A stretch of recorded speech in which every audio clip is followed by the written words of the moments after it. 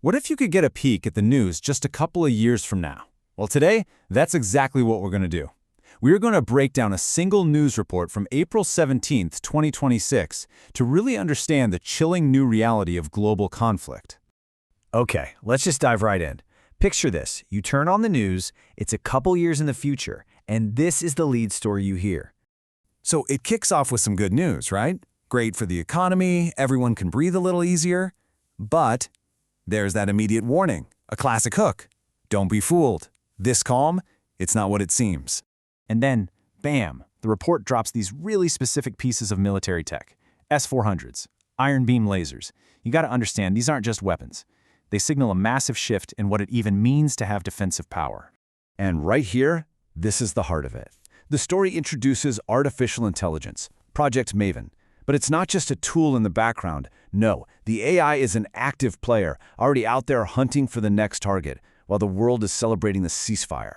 So that brings us to the big question, the one that hangs over everything. Are we looking at the end of a war? Or is this just a quick pause, a moment for the machines to recalibrate before the next round?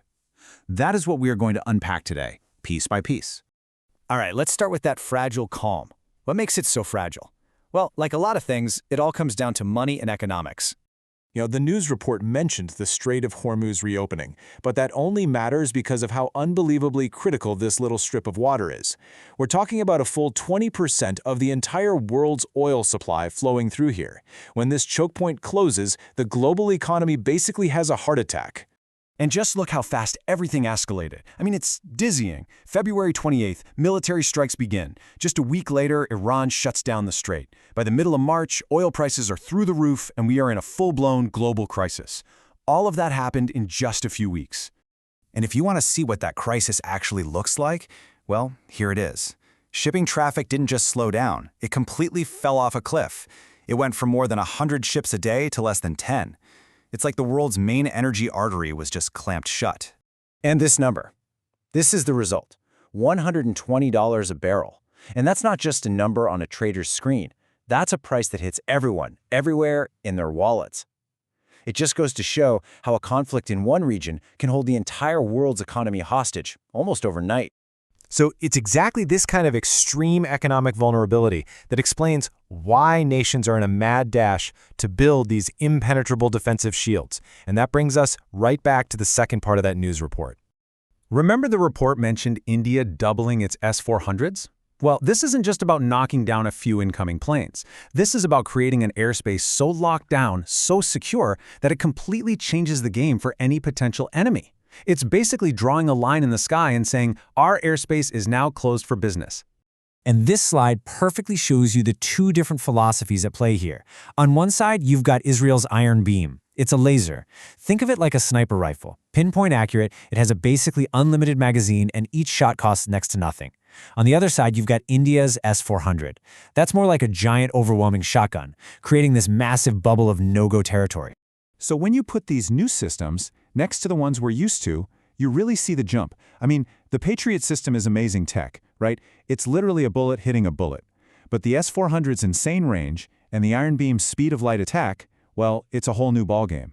It's a fundamental change in what it means to be defended. But look, building an impenetrable shield is only half the story. The other half is forging a faster, smarter sword.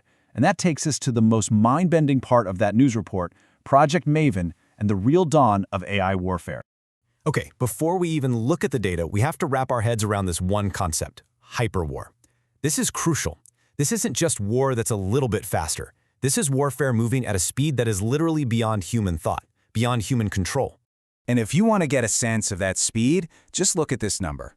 In the first 24 hours of this conflict, the Maven AI system helped enable attacks on 1,000 separate targets. 1,000 in a single day. And it's not just the speed, it's the scale.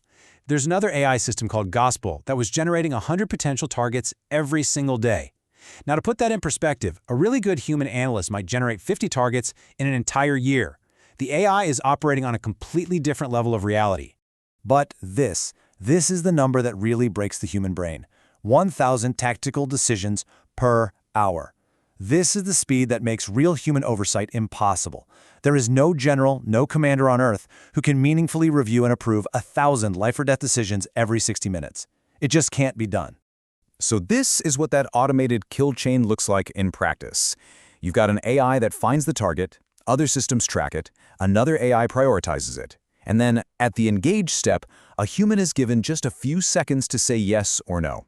And after the strike, another AI assesses the damage. The human is almost just a formality, a rubber stamp in a process being run entirely by machines.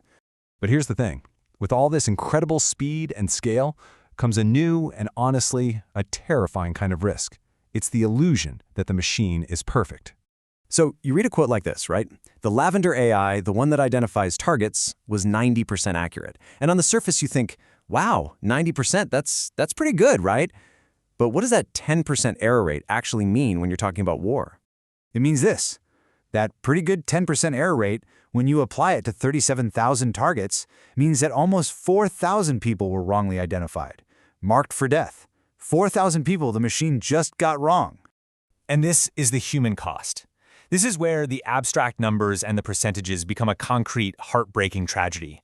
The same efficiency that makes the automated kill chain so deadly also creates the potential for error on an industrial, horrifying scale. So here we are, right back where we started, but now we understand what was really being said in that news report. The calm is an illusion, the new shields are almost impenetrable, and the brain of the war is artificial. The real question isn't just about who wins the next war, it's about who or what is actually in command, making the decisions. And that's a question we really need to answer before the machines answer it for us.